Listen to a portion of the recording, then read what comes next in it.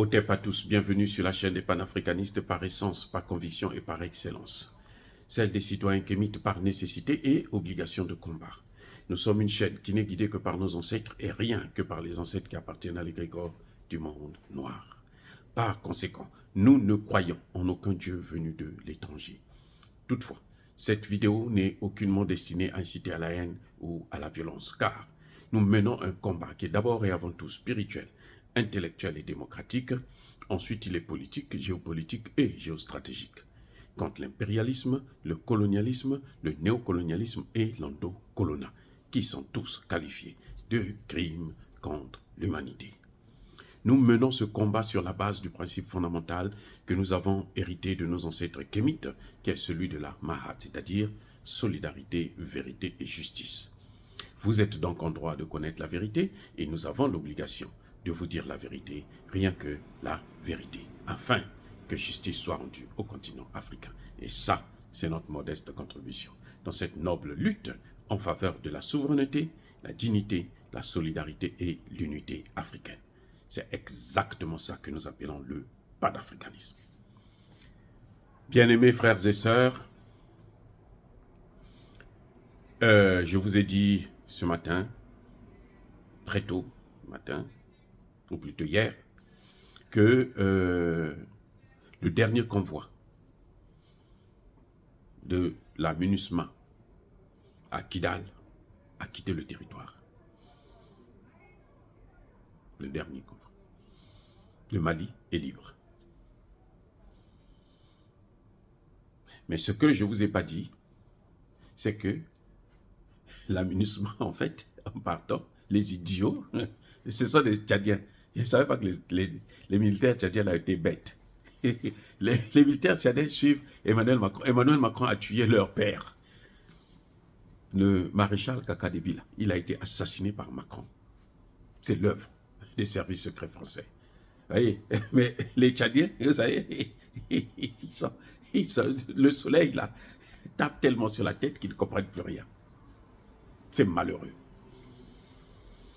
Donc je disais, eh bien, les Tchadiens, comme ce sont des mules, comme leur président, qui est allé négocier avec Emmanuel Macron pour qu'ils puissent faire le jeu qu'ils sont en train de jouer. Vous savez, un officier, écoutez-moi bien, un officier sérieux ne reçoit pas, ne fait pas, n'exécute pas n'importe quel ordre. Je répète, un officier sérieux n'exécute pas n'importe quel ordre. Parce que si on te dit va commettre un génocide, tu n'as pas à le faire. Tu dis non. Vous êtes venu pour une mission, pour protéger une population, lutter contre le terrorisme, apporter la paix. Le Conseil de sécurité dit, vous devrez maintenant partir. Et vous devez céder les camps que vous avez utilisés à l'armée régulière, au gouvernement. Et vous avez le toupet de le prendre, donner à quelques minables criminels, drogués, qu'on appelle les terroristes, de la SEMA. Est-ce que vous pensez que des officiers sérieux vont accepter un tel ordre, même si ça vient d'en haut? Vous dites, non, on n'est pas venu pour cette mission. Non. Il faut être donc un officier troubadour, un officier nulard, un officier mamadou, un officier sakodo. Eh oui. Et ça, c'est un problème, les gars. C'est un problème. Les Tchadiens ont montré leur degré de nullité. C'est pour ça que ce pays-là est en guerre. Depuis les indépendances, il n'y a jamais eu de stabilité à cause de ce comportement. Et c'est normal qu'ils ne puissent pas être capables d'avoir un semblant de stabilité. Parce qu'ils sont tous des voyous. Les officiers, là, c'est des voyous. C'est des mercenaires. Ah oui. Je vais vous raconter une scène. Au temps de Marien Gouabi, il y a eu une grève, au Congo-Brazzaville bien sûr, il y a eu une grève des étudiants. Le président Gwabi demande au directeur général de la police de prendre les policiers et aller mater les étudiants. Le directeur de la police, qui était un officier, un lieutenant à l'époque, il a fini, il est mort, perd son âme, le colonel Marcel Ibala, que j'ai connu très bien, c'était un frère. Alors, le directeur de la police, Marcel Ibala, on demande d'aller mater les étudiants. Mais sa femme est étudiante. Il dit, mais si je prends les policiers, je les envoie mater. Mais ils peuvent aussi mater ma femme, ma propre femme. Il dit, non. Il dit, non. Ça, je ne fais pas. Non. Il a désobéi. Ngwabi, à l'époque, dit, bon, comme tu as désobéi, tu perds tes fonctions. Tu es viré. Il dit, oui, je préfère ça, que d'aller mater, aller tabasser ma propre femme. Ça n'a pas de sens. Vous voyez un peu ce que je veux dire? Le gars est allé en exil comme ça. Hein. Ce que je vous dis là, c'est parce que c'est un grand frère. C'est que j'ai vécu avec lui aux États-Unis. On était très bien jusqu'à sa mort. C'était vraiment quelqu'un qui hein, me conseillait, m'encadrait, me donnait des informations et tout, machin, tout ça. C'était quelqu'un de très sympathique avec moi. Oui, donc, un officier ne peut pas accepter n'importe quel ordre. Les militaires tchadiens, ils sont à Kidal. Ils sont venus pour aider le peuple malien, un peuple frère. Et on leur donne l'ordre de détruire, de tuer ce peuple-là, de faire la guerre à ce peuple-là. Et eux, ils exécutent. Vous ne voyez pas qu'ils sont nuls? Non, on ne fait pas ça. Ça, ce n'est pas des ordres qu'on peut exécuter. Ah oui. Un officier, ce n'est pas un béni oui-oui. Vous ne pouvez pas accepter de faire n'importe quoi. Je comprends l'inquiétude de certains de nos frères et de nos sœurs. Mais regardez ce qui se passe, ce qui va se passer. La priorité là, pour nous, c'était qu'il s'en aille. Pour ne pas que un terroriste avec un casque bleu puisse se blesser ou mourir là au Mali, à Kidal. Si ça arrivait là, c'est le Conseil de sécurité qui va dire non, nous, on va aller protéger les soldats des casques bleus, les terroristes en casque bleu, parce que les casques bleus, ce sont des terroristes qui portent des bérets bleus. Et les terroristes là, de la SEMA, là, ce sont des casques bleus qui n'ont pas de béret. Ah, je comprends. Je ne sais pas si vous avez compris. Les casques bleus là, ce sont des terroristes qui n'ont pas de béret bleu. Et les terroristes de la SEMA là, ce sont des casques bleus, sans béret. C'est pour ça que, comme ils sont tous des terroristes, ils peuvent s'échanger les armes, les camps, tranquillement, sans difficulté. C'est comme ça que les Tchadiens peuvent s'entendre avec eux, c'est trop bien. Mais nous, notre problème, c'était d'abord que ceux qui étaient là officiellement pour assurer la sécurité s'en aillent. C'est ça que nous on voulait. Ils n'ont qu'à partir. S'ils voulaient prendre aussi le camp, ils pouvaient mettre sur leur putain de tête là, et puis ils s'en allaient avec. Nous, on n'aurait pas de problème. Non, non, non. On regrette qu'ils puissent être aussi nuls, hein, qu'ils puissent être comme des mules, que les officiers en question, on disait que les Maliens, les Tchadiens ont une armée. L'armée tchadienne, c'est une armée On croyait. Mais au fond, vous voyez comment ils sont. Ce n'est pas une armée.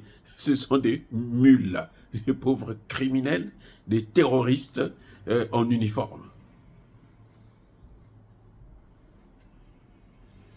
Vous voyez? Maintenant qu'ils sont partis là, tout Kidal, la région de Kidal, elle est occupée. Elle est encerclée. Le seul endroit que les Famas n'ont pas encore pris de contrôle total, c'est la ville de Kidal, là où ils étaient là. Ce qu'ils ont donné aux terroristes. On les voit là, en chiffon, en lambeaux, comme si c'était des êtres humains aussi. Eux, ce sont des animaux, quoi, vraiment. Pour tuer les gens de cette manière-là, pour rien du tout, il faut vraiment être drogué. Donc, en tout cas, bravo pour le gouvernement malien. Bravo pour être libéré. Parce que là, les Tchadiens là, quand ils sont maintenant à Gao là, ça ne nous regarde plus. Ils n'ont qu'à prendre je sais pas, les avions ou quoi pour repartir chez eux. Et puis c'est tout. Ils vont aller boire le pétrole des Français là-bas. Vous avez vu les Français? Une infirmière, hein, elle a pris son arme. Elle était en train de soigner un soldat tchadien. C'est normal qu'on les tue comme ça. L'infirmière prend son arme et tire sur le soldat. Et on dit, non, le soldat l'avait menacé. Quelqu'un qui est malade, qui vient pour des soins, vous croyez qu'il va menacer une pauvre dame? Même si elle est militaire. Il ne peut pas le faire. C'est juste que cette dame s'était dit, mais ces types-là, ces gens-là, ils sont tellement bêtes qu'ils nous accueillent chez eux. Nous, on leur baise la gueule tous les jours. Et puis bon, pourquoi ne pas en tuer un? Au moins, je serais content. Et elle a tué. À bout portant, hein, elle a pris son arme, elle a tiré. Vous avez déjà vu des... depuis que moi, je suis aux États-Unis, là, je suis allé dans plusieurs hôpitaux. Je n'ai jamais vu un hôpital où vous avez le docteur ou l'infirmière qui a son arme. Même quand j'étais aux Nations Unies, là, hein, les médecins aux Nations Unies que j'ai rencontrés, moi. Ces médecins-là, ils portaient l'uniforme, mais ils ne portaient jamais une arme. Parce que leur métier, ce n'est pas l'armée, leur métier, c'est la médecine. L'arme, c'est pour tuer. Le bistouri, c'est pour soigner, pour traiter. Tu ne peux pas avoir les deux en même temps. Vous ne pensez pas? Mais comme les Tchadiens sont tellement bêtes, les militaires tchadiens là, il faut le reconnaître, ce sont des nullards. Tous les autres contingents sont partis, sans faire du bruit. Ce sont les Tchadiens qui viennent faire du bruit. Chez eux, ils sont au Mali. Au Mali là, c'est chez eux, c'est leurs frères. Le Mali, c'est le Tchad, c'est l'Afrique. Ils sont chez eux et ils viennent faire des dégâts comme ça, de faire de l'humiliation totale. Vous voyez, mais est-ce que c'est quand même ridicule? La bonne nouvelle, c'est que la ville est encerclée. Et donc, ils ne vont pas loin. Mais est-ce que c'est question d'heure? On va régler ça. Alors, dire cela, c'est inciter à la haine ou à la violence? Non. Il y a ma colère, il y a ma haine. Encore une fois de plus, j'ai voulu vous montrer seulement à quel point Kaka Déby, que j'ai soutenu, parce que je me disais que il a compris que c'est Emmanuel Macron qui a tué son père et que lui ne sera pas l'ami de l'assassin de son père. Mais par rapport à tout ce que je vois, je me dis, c'est pas la peine. Garbage, c'est la poubelle. Et les soldats tchadiens, ils exécutent des ordres d'Emmanuel Macron. Vous voyez? Parce qu'ils sont aux Nations Unies. Maintenant, là, ils vont repartir chez eux, dans leur famille. C'est pour ça que vous voyez, ils n'arrivent pas à mettre fin à la rébellion. Le Tchad est dans cette histoire de rébellion-là. Peut-être même avant que je ne sois né. Ça fait très longtemps. Quand j'étais encore petit, on parlait déjà des Guguni Wedei, Hissène Habré, tout ça. Jusqu'à maintenant, on ne parle que de rebelles. Mais c'est normal, avec un comportement comme ça, là. Un comportement sac au dos. C'est des brutes. Ils ne peuvent pas comprendre les enjeux de la paix. Ils ne peuvent pas comprendre ça. Oui, c'est des gens traumatisés. Et des gens comme ça, on les envoie quand même dans des missions dans d'autres pays. Ils ne peuvent pas arranger la situation. J'espère que Tshisekedi va tirer la leçon de la présence de la MONUSCO. C'est maintenant qu'il faut la faire partir. Ça fait, ils ne sont pas là pour venir nous aider. Ils sont là pour venir entretenir l'instabilité. Je répète, les casques bleus, ce sont des terroristes avec des bérets bleus, qui portent des bérets bleus. C'est tout. Et les terroristes, ce sont des casques bleus qui n'ont pas de béret. Ils les ont peut-être perdus. Ils les ont cachés. Ils savent là où ils les ont mis. Ou je ne sais pas. Ils se sont fait voler leur béret. Et puis voilà, parce qu'ils jouent le même rôle. Leur rôle, c'est entretenir le chaos, l'instabilité dans nos pays, afin de permettre l'ingérence des puissances occidentales via l'Organisation des Nations Unies. Dire cela, c'est inciter à la haine ou à la violence. Non. Que Touadéra aussi puisse tirer les leçons. Qui ne sont pas là. Pour lui, il les remercie. Ils pensent qu'ils sont en train de faire un travail. Ils ne font rien. Ce sont eux qui sont là pour détruire. Et tant qu'ils seront là, ils vont toujours nuire. Ils n'ont pas encore l'occasion maintenant. Mais le moment venu, ils trouveront l'occasion. Si Touadéra ne prend pas de dispositions. Soyez bénis, bien-aimés frères et sœurs. Je persiste et je signe. Soyez abondamment bénis par le Dieu des Kémites et par nos ancêtres angélisés. Mais que tous ceux qui persécutent le continent africain le pillent et le déstabilisent. Qu'ils soient noirs, blancs, chinois, arabes, juifs, indiens ou qui qu'ils soient punis, maudits, foudroyés, neutralisés, écrasés, effacés par ce Dieu des Kémites et par nos ancêtres angélisés. Vive l'Afrique éternelle, j'ai dit et j'assume.